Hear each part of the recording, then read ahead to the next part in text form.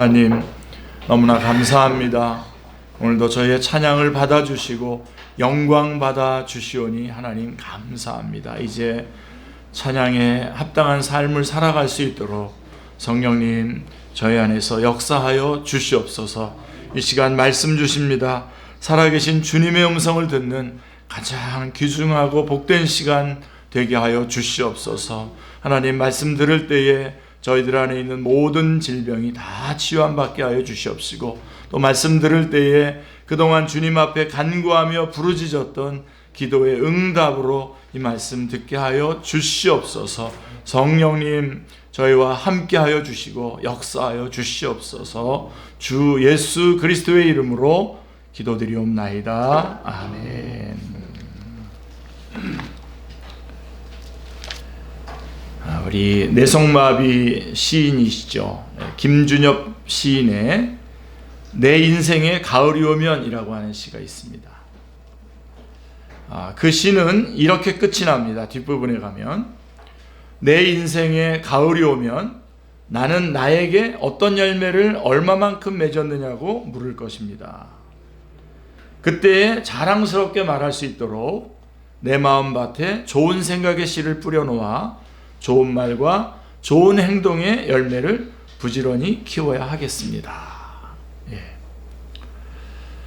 자, 우리 인생이 다 끝난 후에 결산의 때가 올 것입니다. 그때 주님이 우리에게 어떤 열매를 얼마만큼 맺었느냐고 물으실 것입니다. 그때에 주님께 자랑스럽게 말할 수 있으려면 지금 우리는 무엇을 해야 할까요? 오늘 이런 말씀을 가지고 우리 본문 말씀을 좀 한번 해석해 보겠습니다. 근데 이 말씀 여러분 아주 좀 집중해서 들으시고, 혹시 좀 집중이 잘 안 되시는 분 제가 그 카톡창에다가 이렇게 그 내용을 올려놨으니까 보시면서 보면 더 좋습니다.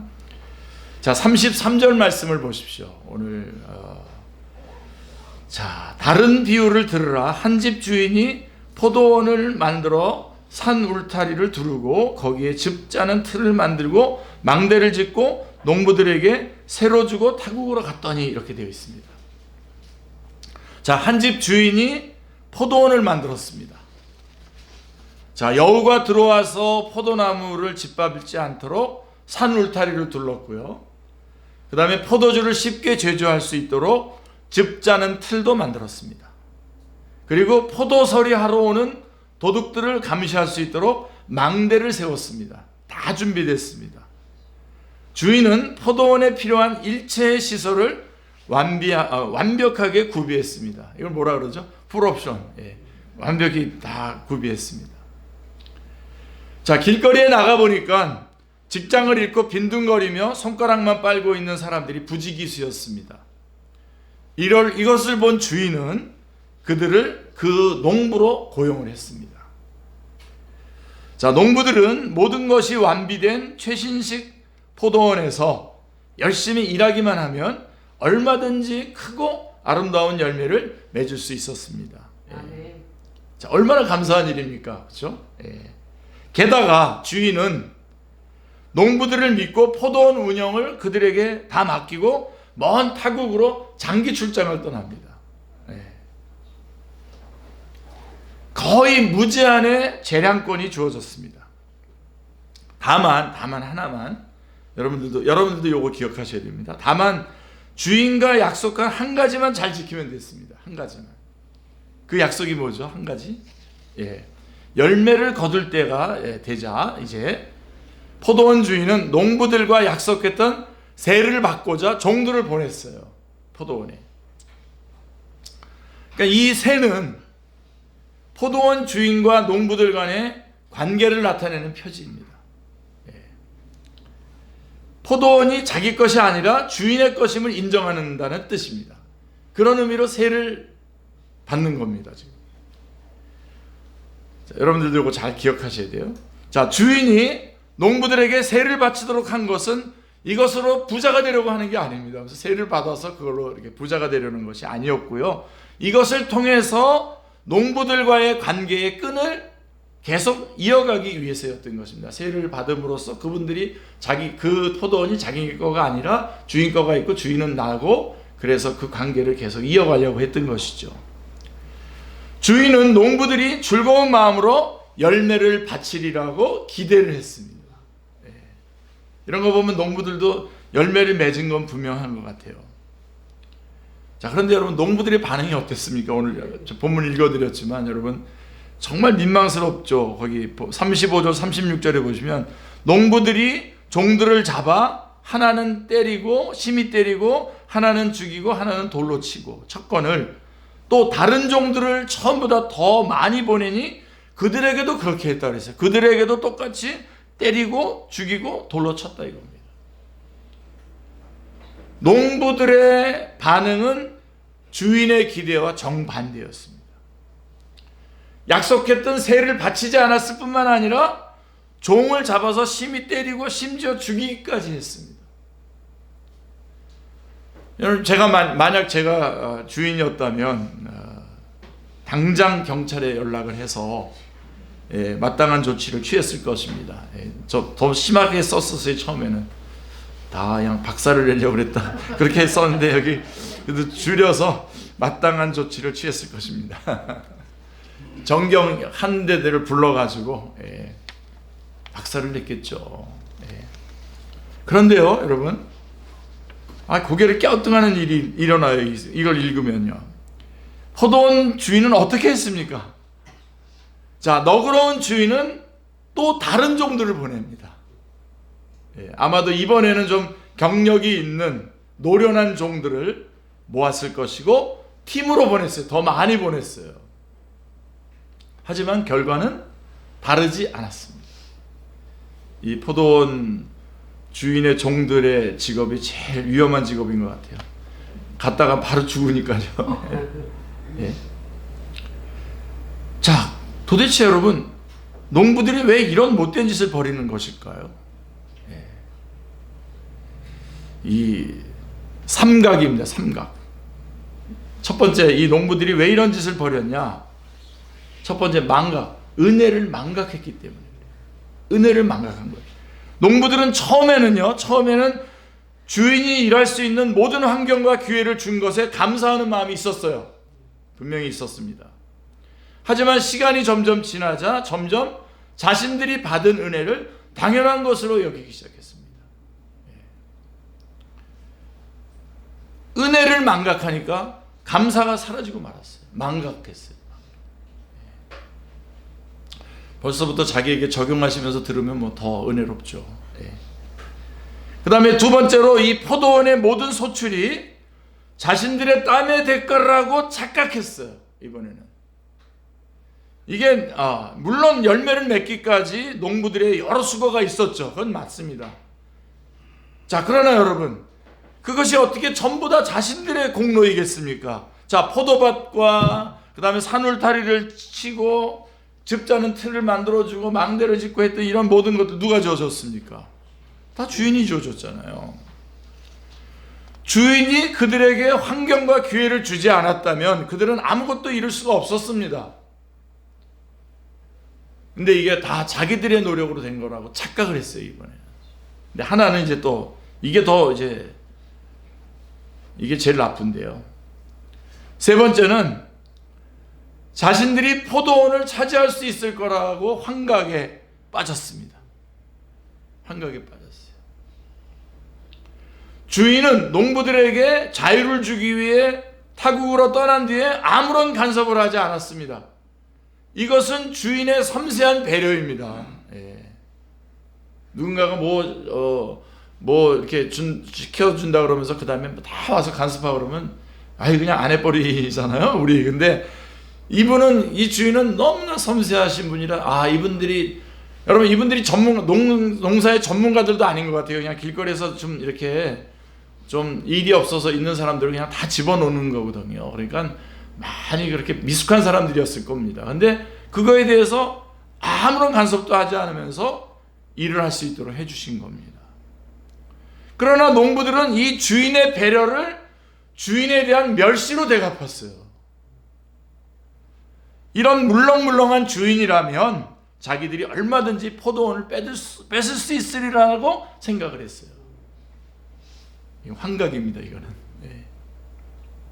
그래서 농부들의 문제는 망각, 착각, 환각, 이렇게 삼각에 빠진 것이었습니다.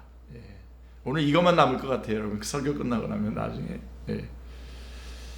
근데 한번 적용해 보세요, 그렇게 여러분에게. 내가 지금 착각하고 있는 게 뭐지? 내가 환각에 빠져 있는 게 뭐지? 내가 망각하고 있는 게 뭐지? 하고서 한번. 예.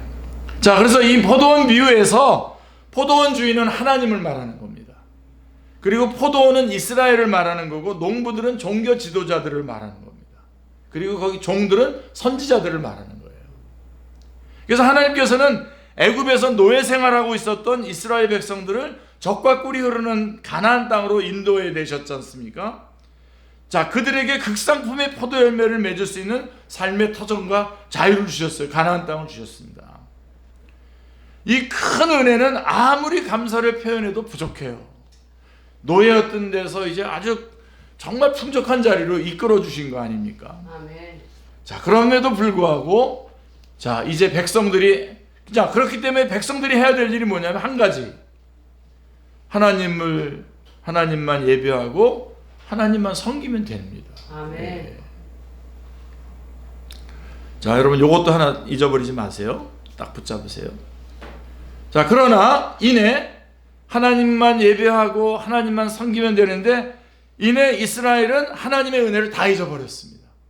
광야에 나와서 물질과 쾌락을 추구하는 탐욕스러운 자들로 변해갔어요. 하나님을 왕으로 모시기를 거절했습니다.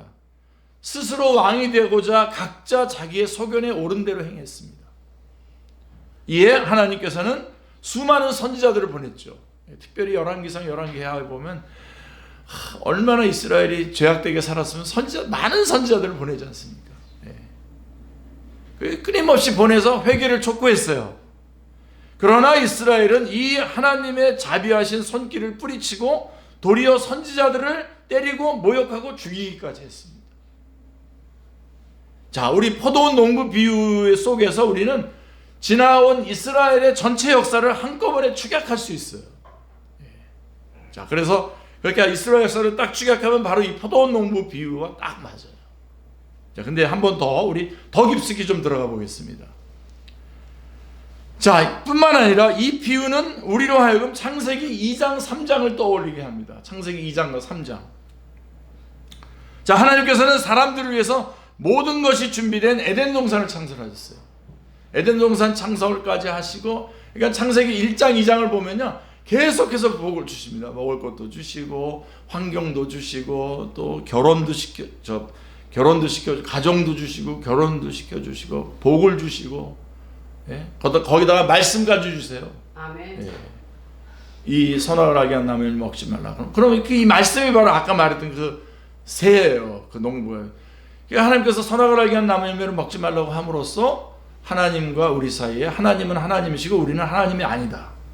그리고 이 에덴 동산은 하나님의 것이고 하나님께서 우리에게 맡겨주신 것이다. 이렇게 그 선악을 알게 한 나무 열매를 따먹지 않음으로써 그 관계를 하나님은 계속 우리하고 유지하기를 원했거든요. 거기에다가 자, 에덴 동산을 창설하시고 거기에다가 아담을 두시고 그 땅을 관리하고 경작하도록 하셨습니다. 얼마나 좋습니까? 아담은 동산 모든 나무의 실과를 임의로 먹으면서 무한대의 자유를 누리면서 행복하게 살 수 있었습니다. 하나님은 다만 아담이 선악을 알게 하는 나무의 실과를 먹지 말도록 하셨습니다. 이 선악과는 아담에게 너는 이 세상의 주인이 아니라 내 위에 너의 창조주이시며 주인이 계시다는 것을 나타내는 표지였습니다. 하나님께서 이렇게 선을 그어주신 거예요. 이 선이 참 중요하잖아요, 그죠? 그래서 우리 서로들 다 선이 있고, 운전하다 보면요, 저녁 때 뭐 비가 오거나 그랬을 때 막 쭉 가다가 불빛이 없어가지고 선이 안 보이잖아요, 밑에. 굉장히 당황스러워집니다. 저만 그런가? 굉장히 당황스러워요. 선이 참 중요합니다. 그래서 부부간에도 선이 있어가지고 넘어서면 탈선입니다. 그래서 하나님께서 우리에게 선을 그어주신 거거든요. 선악을 알게 한 나무 열매를 먹지 말라. 그것을 통해서 하나님은 하나님이시고 우리는 하나님이 아니라 하나님의 지으신 피조물이고 하나님의 사람이다. 하나님의 사람이다라고. 그런데 시간이 지나면서 아담은 어느새 감사를 잊어버리고 불평이 생겼습니다. 그 나무를 보자 꼭 따먹고 싶은 욕심이 생겼고 마침내 자기가 하나님같이 되겠다며 반역을 저질렀습니다. 물론 사탄의 유혹이 있었죠. 그래서 그 이후로 모든 사람들의 마음속에는 로마서 5장 12절부터 21절을 쭉 보면 그 이후로 모든 사람의 마음속에는 어떻게 해서는 하나님을 밀어내고 어떻게 해서든 하나님을 밀어내고 내가 이 세상의 주인이 되고자 하는 성향이 깊숙이 자리 잡게 됐어요. 이게 내려오기 시작한 거예요. 사람들은 생명과 물질과 시간을 비롯해서 모든 것을 다 하나님께로부터 받았지만 하나님께 감사하지도 않고 하나님을 영화롭게 하지도 않았습니다. 그래서 오히려 짐승과 기어다니는 동물 모양의 우상으로 바꿨다라고 로마서 1장에서 말씀하고 있습니다. 당신 머리 위에 당신의 참된 주인이 계시다고 말해주면 온몸으로 거부합니다. 그 진실을 일깨워주는 사람을 도리어 미워합니다. 제가 처음에 그 전도사하고 이렇게 젊은 목회자였을 때는 그래도 좀 약간 받아줬던 것 같아요. 요즘은요, 엄청 미워해요, 사람들.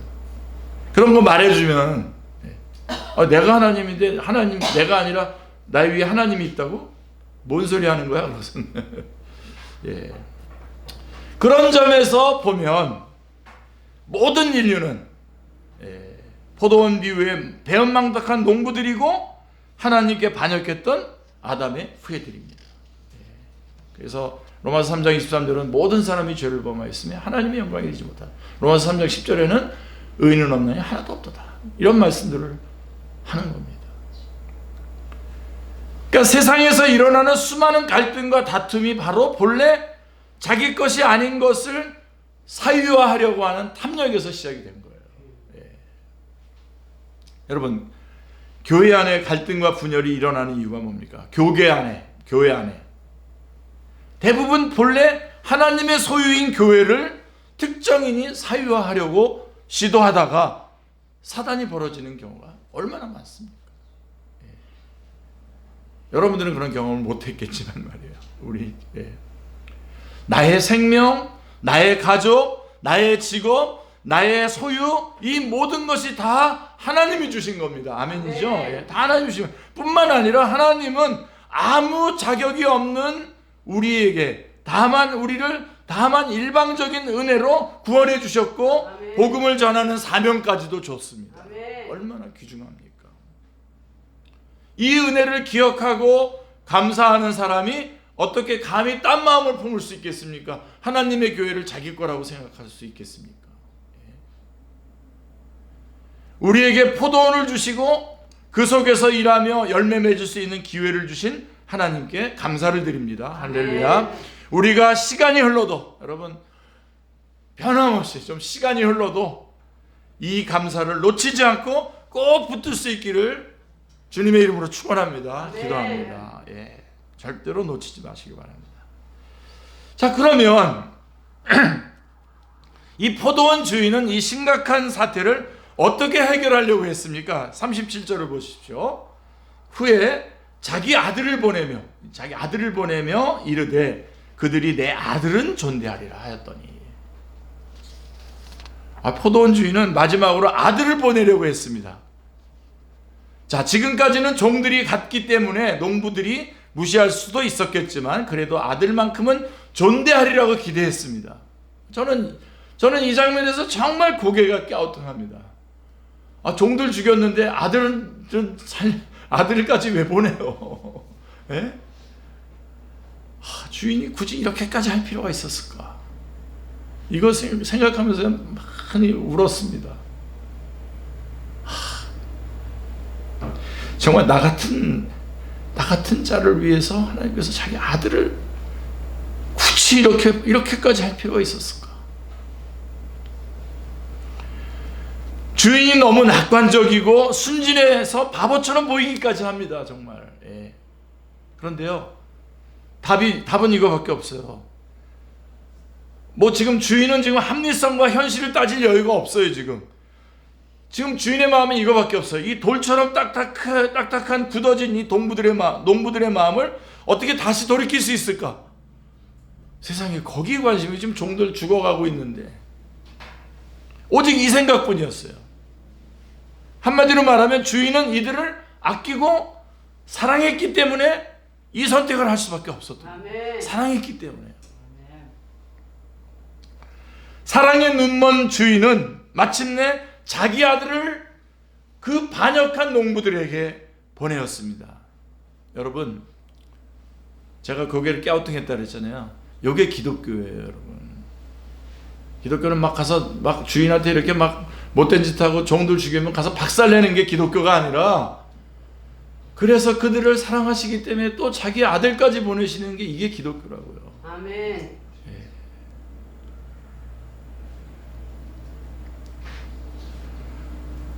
자, 사랑의 눈먼 이 주인은 마침내 자기 아들을 반역한 농부들에게 보내었습니다.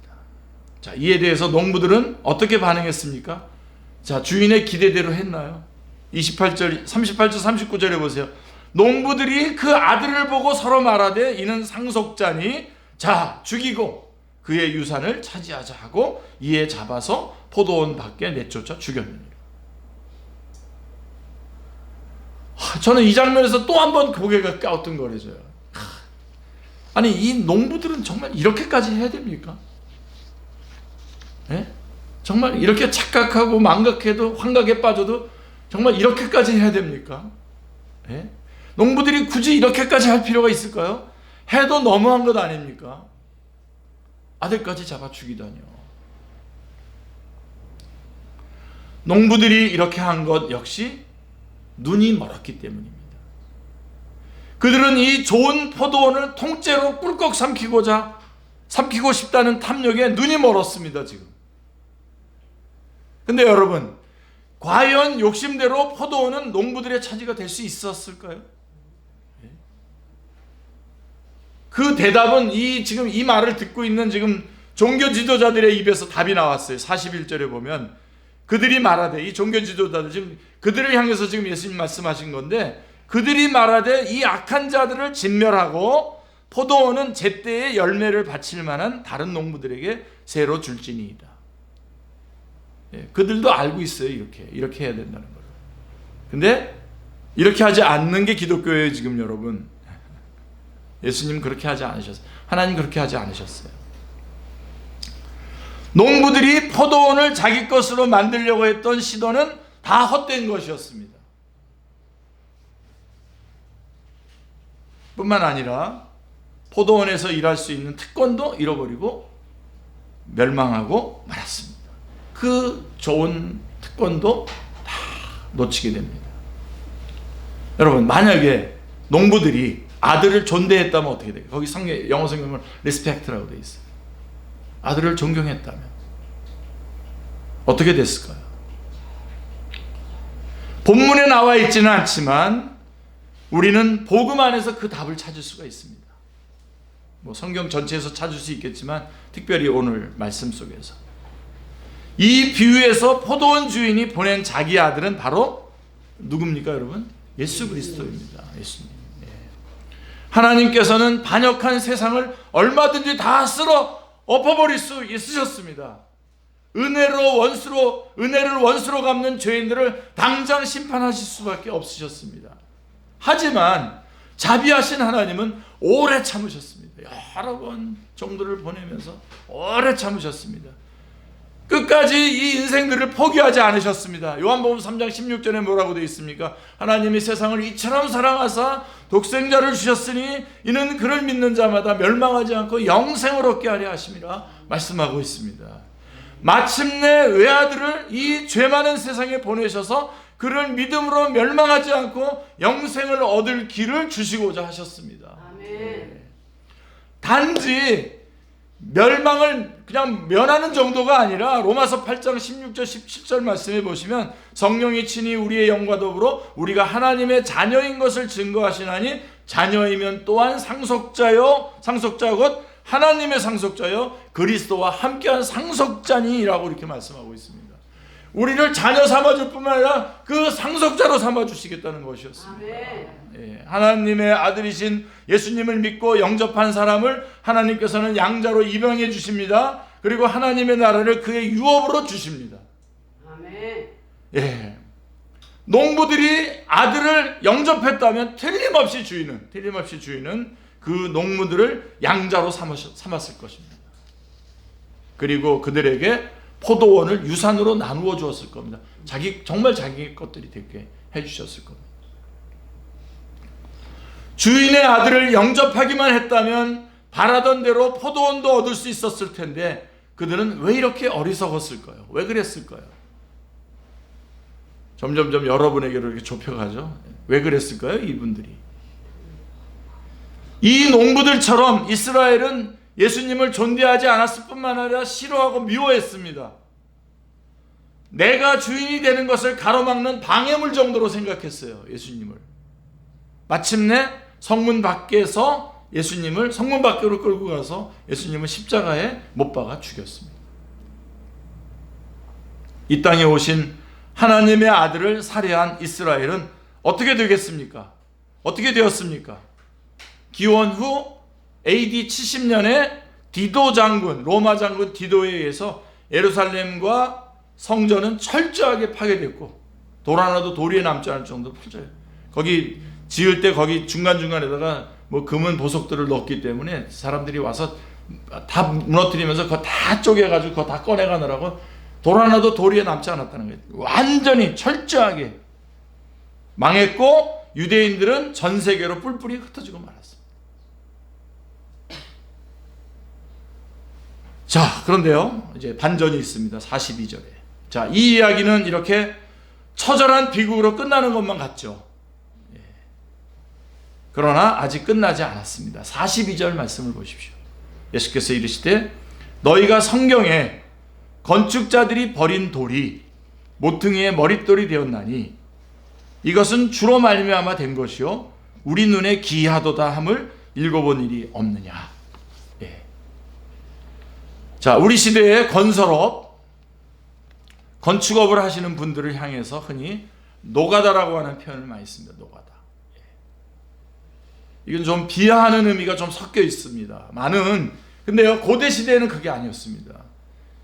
그렇지 않았어요. 건축을 하려면 수학과 공학의 원리를 알아야 했기 때문에 당대에는 엘리트 지식인 대우를 받았어요. 당대에는 지금. 자, 예수님의 말씀 속에서 건축자들은 바로 유대의 종교 지도자들을 말하는 것입니다. 자, 그들은 예수님을 무가치하게 여겨서 버렸어요. 예수님을 무가치하게 여겨서 버려요. 자기들이 주인 되는 것을 방해한다고 생각하고 버렸어요. 그런데 여러분, 놀라운 반전이 일어납니다. 그들이 버린 돌이 모퉁이의 머릿돌이 됩니다. 네. 머릿돌은 건축을 세울 때의 출발점이자 기준이 되는 돌입니다. 즉 예수님을 기초로 해서 새로운 집이 지어지게 된다는 뜻입니다. 아멘. 새로운 집. 예.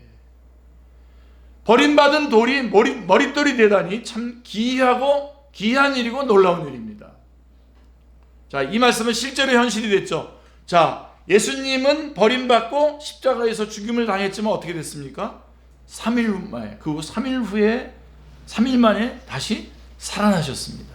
아멘. 아멘. 예. 그리고 오늘 우리가 주일날도 바로 그 3일 만에 부활하신 그날을 기념하기 위해서 우리 주일마다 이렇게 모이는 거 아닙니까?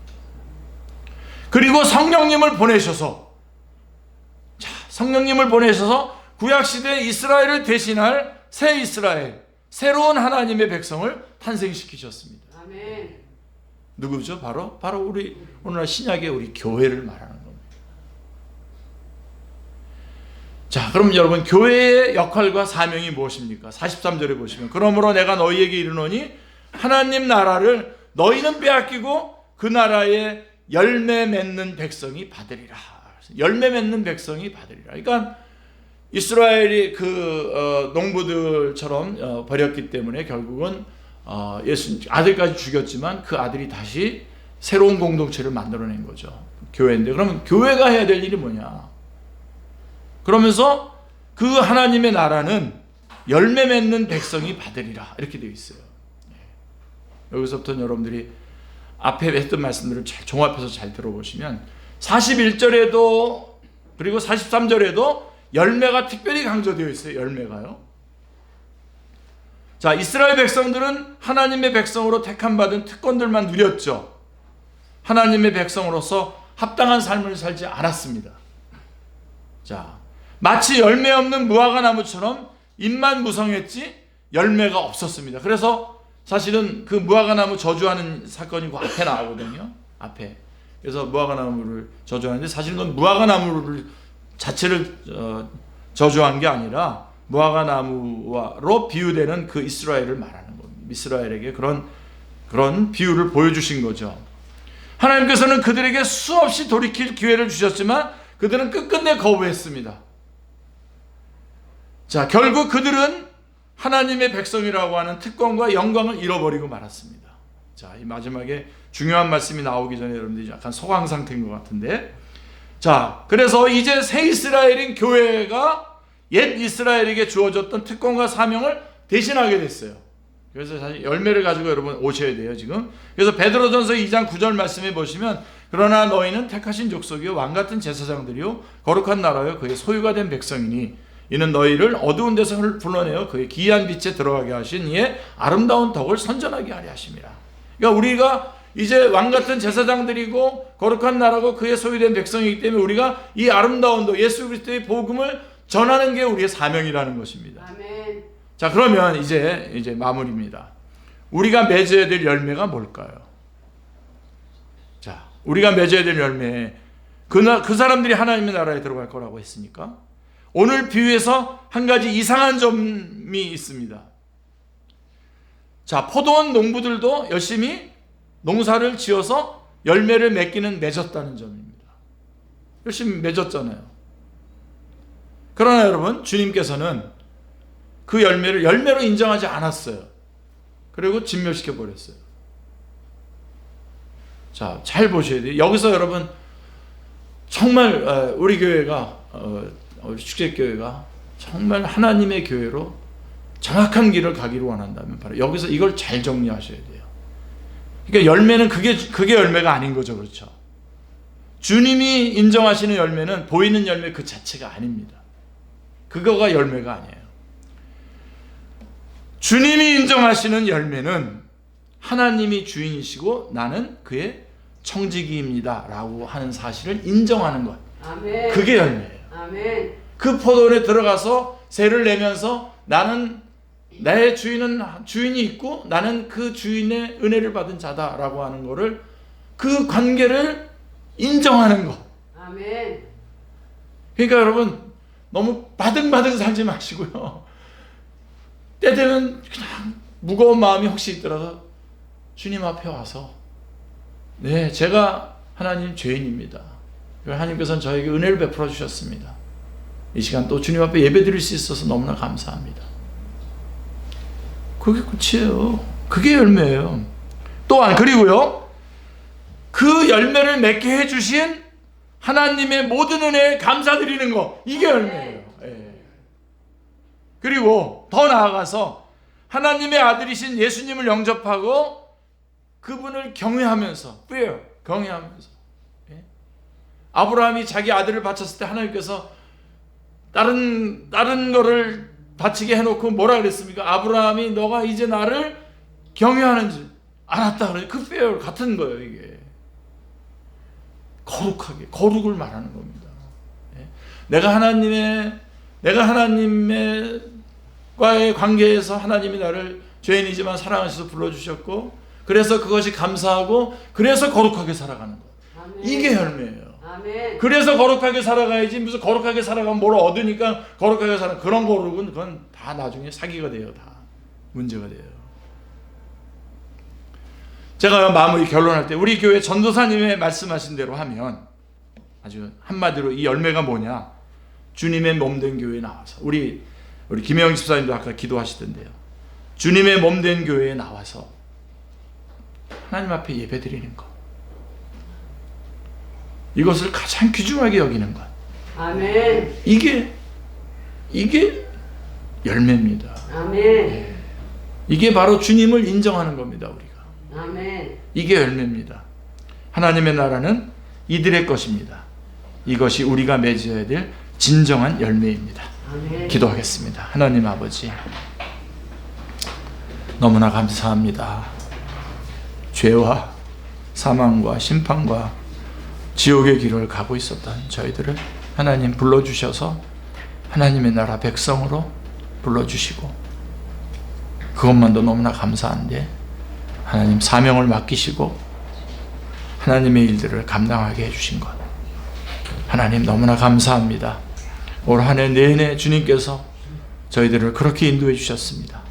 하나님, 저희가 이 하나님의 마음을 잘 알고 하나님께서 불러주신 그 부르심 감사하며, 그래서 그 부르신 자의 그 아름다운 덕을 선전하며, 그 아름다운 덕을 선전하기에 하나님을 경외하며 거룩한 삶을 살아갈 수 있게 하여 주시옵소서. 주 예수 그리스도의 이름으로 기도드리옵나이다. 아멘.